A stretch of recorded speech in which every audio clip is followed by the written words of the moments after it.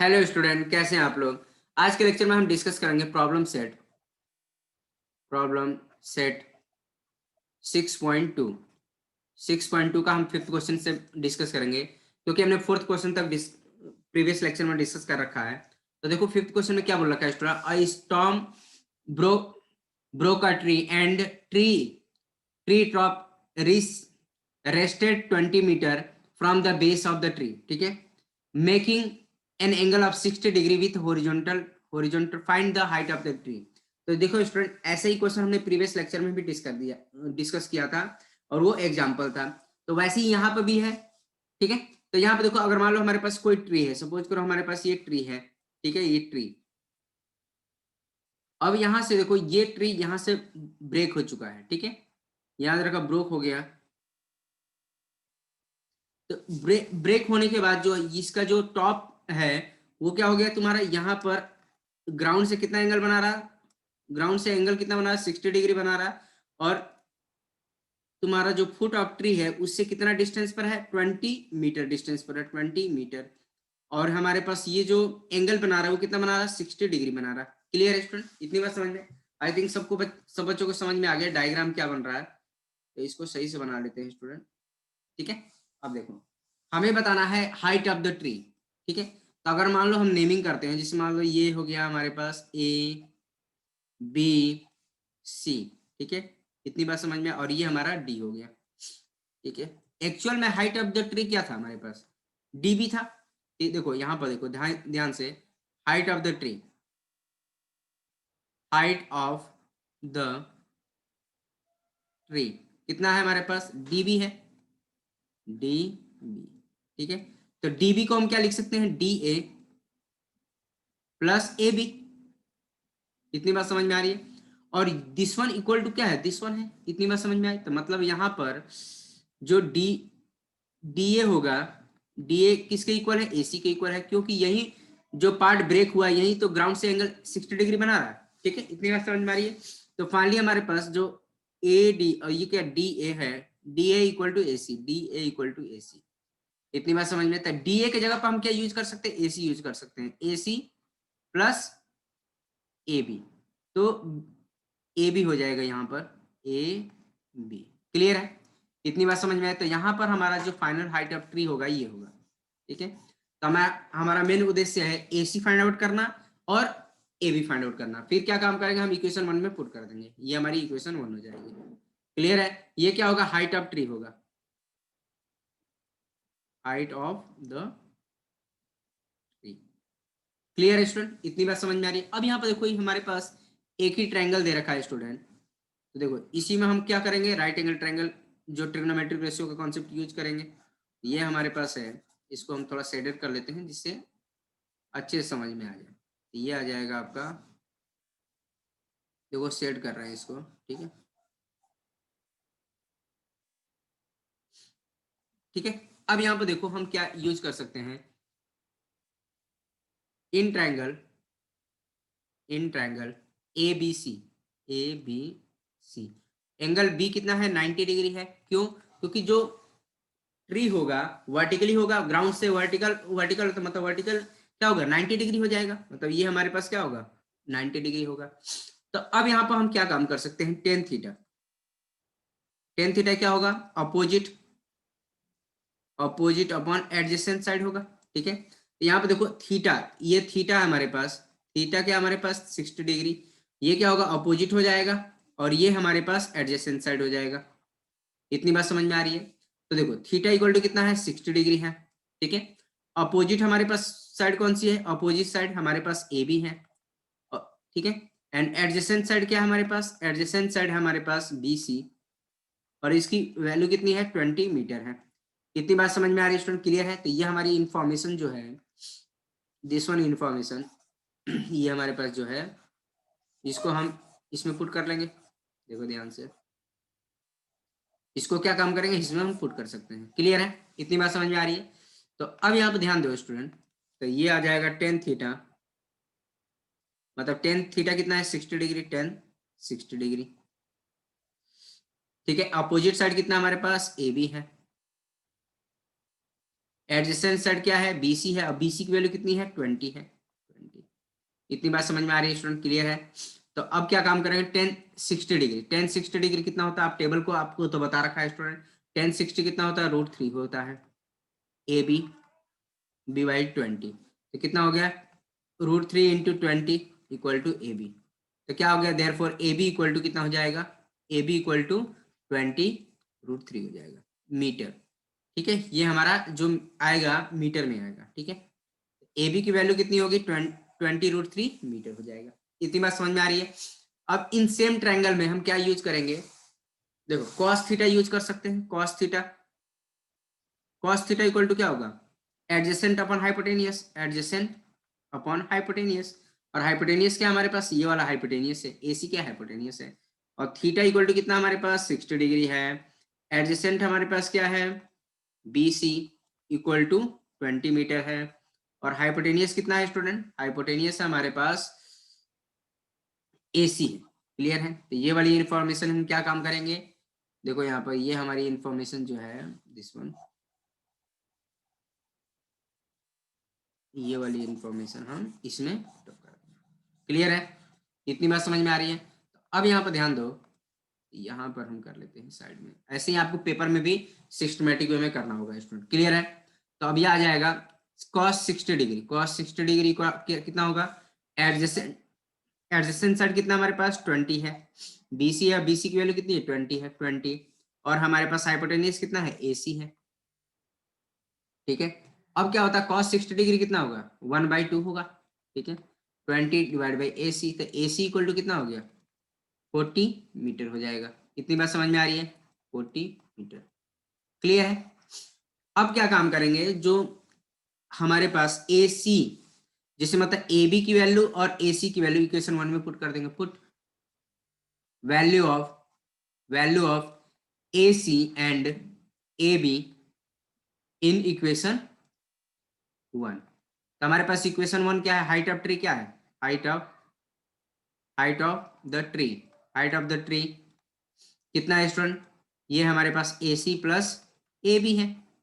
ठीक है, तब क्या हो जाएगा, AC हमारे पास कितना है 40, और ये कितना है 20√3 है, 20√3 है।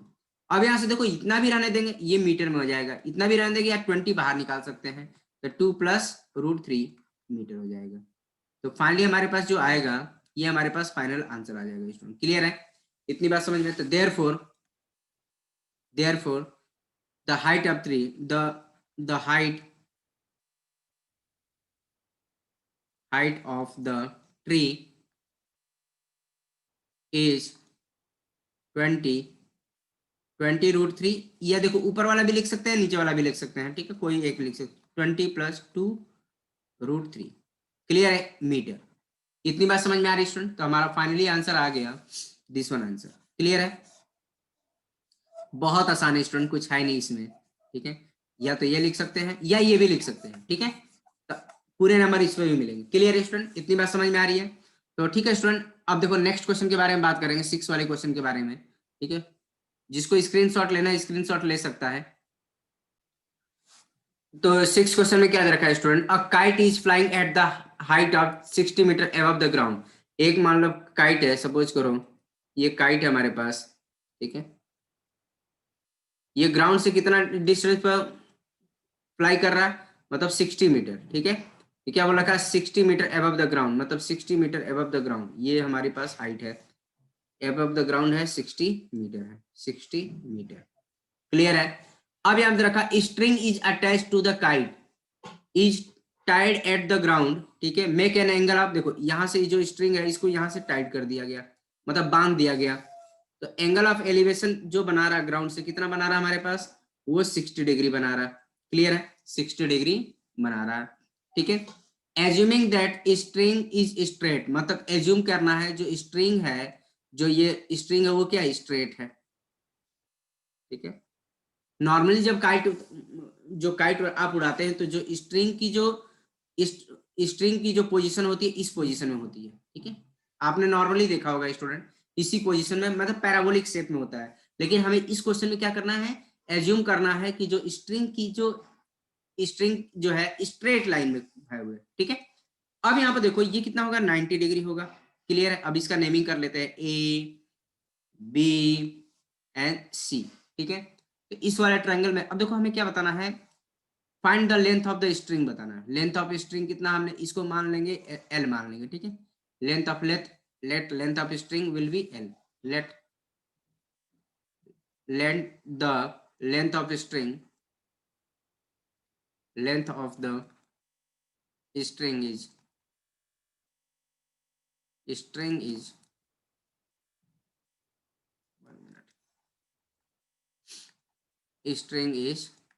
क्लियर है। तो इस वाले ट्रायंगल में देखो स्टूडेंट, इस वाले हमारा ट्रायंगल देखो, ये राइट एंगल ट्रायंगल है। In triangle A B C angle B कितना होगा 90 डिग्री, क्योंकि ग्राउंड से जो हाइट कंसीडर करेंगे वो परपेंडिकुलर हाइट कंसीडर करेंगे। तो अब यहाँ पे देखो, जिससे यहाँ पे क्या हो जाएगा, देखो हमें अपोजिट साइड दे रखा है। ठीक है। एंड हाइपोटेनियस हमें फाइंड आउट करना है। तो यहाँ पर हम टेन थीटा यूज नहीं करेंगे, हम साइन थीटा यूज करेंगे। क्यों? क्योंकि जो साइन थीटा होता है हमारा, साइन थीटा वो होता है अपोजिट अपन हाइपोटेनियस होता है। क्लियर है। तो हमें अपोजिट दे रखा है, एंगल दे रखा है, हाइपोटेनियस बताना है। तो यहाँ पे देखो थीटा इक्वल टू कितना है स्टूडेंट, थीटा इक्वल टू हमारे पास 60 डिग्री है। क्लियर है। एंड अपोजिट साइड कितना है हमारे पास, अपोजिट हमारे पास BC है और इसकी लेंथ कितनी है हमारे 60 मीटर है। एंड हाइपोटेनियस कितना हमारे पास, हाइपोटेनियस हमारे पास AC है और इसकी वैल्यू हमने क्या मान लिया, L मान लिया। तो ये हमारी जो इन्फॉर्मेशन है, ध्यान दो स्टूडेंट, ये जो हमारे पास इन्फॉर्मेशन है, ठीक है, दिस वन इन्फॉर्मेशन, इसको हम क्या यूज करेंगे, हम एबव वाली इन्फॉर्मेशन में पुट कर देंगे। मतलब हमें साइन थीटा इक्वल टू क्या, अपोजिट अपन हाइपोटेनियस, इस वाले में हम पुट कर देंगे। क्लियर है। इतनी बात समझ में आ रही है। तो अब यहाँ पर देखो ध्यान से क्या काम करेंगे स्टूडेंट। तो साइन थीटा हमारे पास कितना है 60 डिग्री। तो sine 60 degree equal to opposite हमारे पास कितना है 60 मीटर है।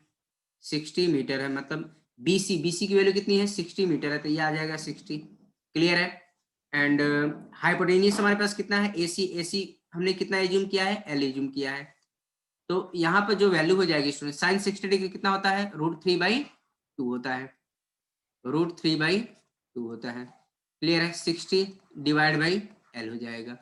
ठीक है। अब देखो क्रॉस मल्टीप्लाई कर देंगे, L इक्वल टू जो होगा 60 इंटू 2 डिवाइड बाई √3 होगा।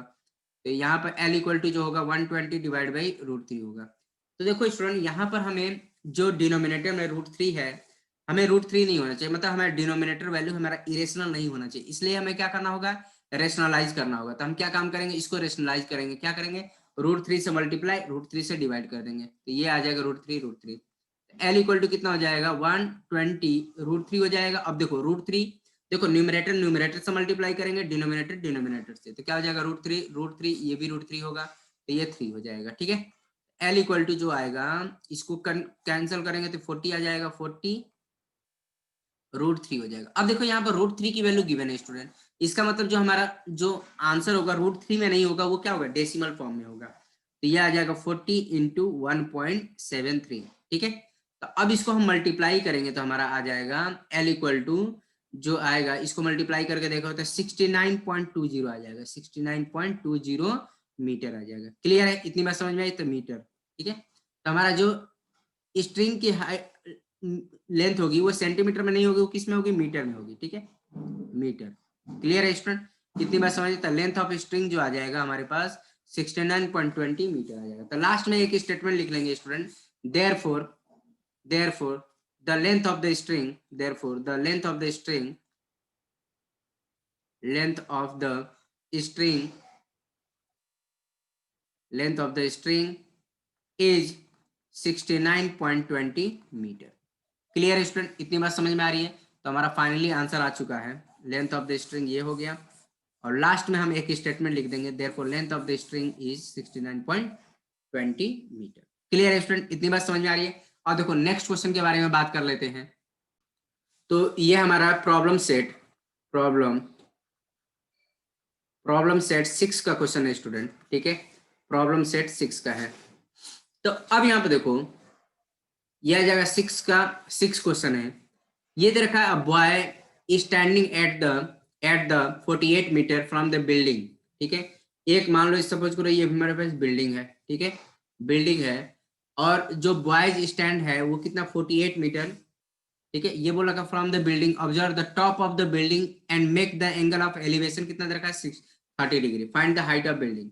मतलब सपोज करो यहाँ पे बॉयज कितना दूर पर खड़ा है 48 मीटर, 48 मीटर। यहाँ से वो खड़े होके देख रहा है बिल्डिंग के टॉप को देख रहा है, यहाँ पर बिल्डिंग के टॉप को देख रहा है, तो एंगल ऑफ एलिवेशन कितना बना रहा है 30 डिग्री बना रहा है। इतनी बात समझ में, तब बताना हाइट ऑफ बिल्डिंग कितनी होगी, ठीक है। बहुत आसान है स्टूडेंट, कुछ है नहीं इसमें, जैसे ए बी सी, ठीक है। तो ये कितना होगा 90, तो बिल्डिंग जो होगा ग्राउंड से कितना एंगल बनाएगा 90 डिग्री बनाएगा। तो यहाँ पर हम एज्यूम कर लेंगे let height of the building is, let the height of the building is, height of the building is h है, ठीक है, h कंसीडर कर लिया। इतनी बात समझ में आई। तो अब यहाँ पर क्या करेंगे हम, देखो राइट एंगल ट्रायंगल है तो ट्रिग्नोमेट्रिक रेशियो का कॉन्सेप्ट यूज कर सकते हैं। तो यहाँ पर हम क्या अब टेन थीटा यूज कर सकते हैं, क्यों, क्योंकि हमारे पास अपोजिट साइड दे रखा है, एडजेसेंट दे रखा है, और हमारे पास थीटा भी दे रखा है, ठीक है। तो हम यहाँ पर टेन थीटा का यूज कर सकते हैं। तो in triangle A B C angle B पर कितना है 90 डिग्री है, क्योंकि जो ट्रिग्नोमेट्रिक रेशियो का कॉन्सेप्ट यूज करेगा हमेशा राइट एंगल ट्रायंगल में ही यूज हो रहेगा, ठीक है। इसीलिए हमें बताना पड़ रहा है एंगल बी कितना है 90 डिग्री है। अब यहाँ पर देखो स्टूडेंट क्या होगा टेन थीटा इक्वल टू कितना होता है अपोजिट अपॉन एडजेसेंट साइड, ठीक है। तो थीटा यहाँ पर कितना है, थीटा हमारे पास 30 डिग्री है। अपोजिट साइड क्या हमारे पास, अपोजिट साइड हमारे पास है BC, ठीक है। और इसकी वैल्यू कितनी दे रखी है हमारे पास स्टूडेंट 48 मीटर दे रखी है, 48 मीटर, ठीक है।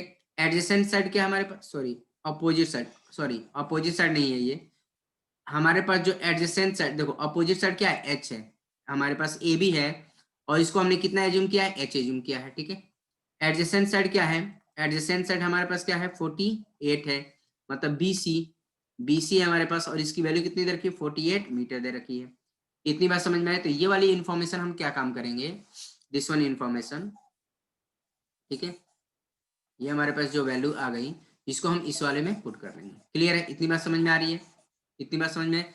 तो देखो टेन थीटा इक्वल टू जो हो जाएगा स्टूडेंट टेन थीटा होगा अपोजिट हमारे पास क्या है h मान है, ए बी है और उसकी वैल्यू कितनी है h हमने मान लिया, ठीक है। एडजेसेंट साइड क्या हमारे पास BC है, ठीक है, और इसकी वैल्यू कितनी है 48 है, ठीक है। तो अब यहाँ पर देखो यहाँ पर क्रॉस मल्टीप्लाई 10 और थीटा कितना हमारे पास 30 डिग्री है, ठीक है। अब यहाँ पर देखो 10 30 की वैल्यू कितनी होती है 1/√3 होती है, 1/√3 इक्वल टू h/48। तो क्या काम करेंगे क्रॉस मल्टीप्लाई कर देंगे 48/√3, ठीक है h। तो अब हमने ये बताया स्टूडेंट जो डिनोमिनेटर में इरेशनल नंबर नहीं होना चाहिए, क्यों, क्योंकि हमारे पास जो ये परफेक्ट फॉर्म नहीं है, ठीक है। तो इसलिए हम क्या काम करते हैं इसको रेशनलाइज करते हैं। रेशनलाइज करने के लिए हमें क्या करना होगा √3 से मल्टीप्लाई एंड √3 से डिवाइड करना होगा, ठीक है। बेसिकली क्या हमें मेन पर्पज क्या होता है रेशनलाइजेशन का, डिनोमिनेटर से हमें इरेशनल नंबर को रिमूव करना होता है, ठीक है। तो 48√3 और ये क्या √3 कितना होगा 3 हो जाएगा h। अब यहाँ पे देखो इसको कैंसिल करो कितना आएगा 1 और ये 6 मतलब 16√3 मीटर हो जाएगा। इतनी बात समझ में आ रही है, क्लियर है। अब यहाँ पे देखो स्टूडेंट √3 की वैल्यू नहीं दे रखी है, यहाँ पर अगर √3 की वैल्यू 1.732 दिया होता तो यहाँ पे यूज कर सकते थे, बट यहाँ पे दिया नहीं है तो हम यूज नहीं करेंगे, ठीक है। जब तक कोई वैल्यू गिवन ना हो तब तक आपको यूज नहीं करना, चाहे √3 की वैल्यू हो, √2 की वैल्यू हो या पाई की वैल्यू हो, जब तक आपको क्वेश्चन में मेंशन ना कर रखा हो तब तक यूज नहीं करना है आपको, ठीक है। तो देयरफॉर हमारे पास जो आ गया therefore height of the building is therefore the height of the building therefore height of the building is कितना हो जाएगा 16√3 मीटर हो जाएगा। इतनी बात समझ में आ रही है स्टूडेंट, क्लियर है, ठीक है। तो हमने आंसर कैलकुलेट कर लिया। तो बिल्डिंग की हाइट कितनी होगी 16√3 मीटर हो जाएगा। क्लियर है स्टूडेंट, इतनी बात समझ में आ रही है। आई थिंक सब बच्चों को समझ में आ रहा है, ठीक है स्टूडेंट। अब देखो नेक्स्ट क्वेश्चन के बारे में बात कर लेते हैं, 7th क्वेश्चन के बारे में। देखो इसको कैसे करेंगे सॉल्व। तो इस वाले क्वेश्चन में क्या दे रखा है स्टूडेंट, दे रखा है from the top of light house, ठीक है, an observer look at a ship and find the angle of depression of to be 30 degree. If the light, देखो हाइट ऑफ लाइट हाउस कितना दे रखा है, 100 मीटर दे रखा है, then find how far the ship is from the light house. Clear है? तो देखो बहुत आसान है स्टूडेंट, कुछ है नहीं इसमें तो।